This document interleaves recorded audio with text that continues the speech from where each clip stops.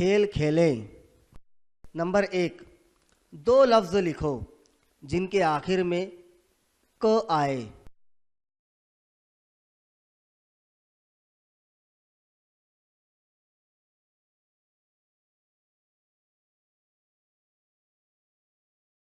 Number 2, 2 लफ्ज़ लिखो जिनके शुरू में न आए।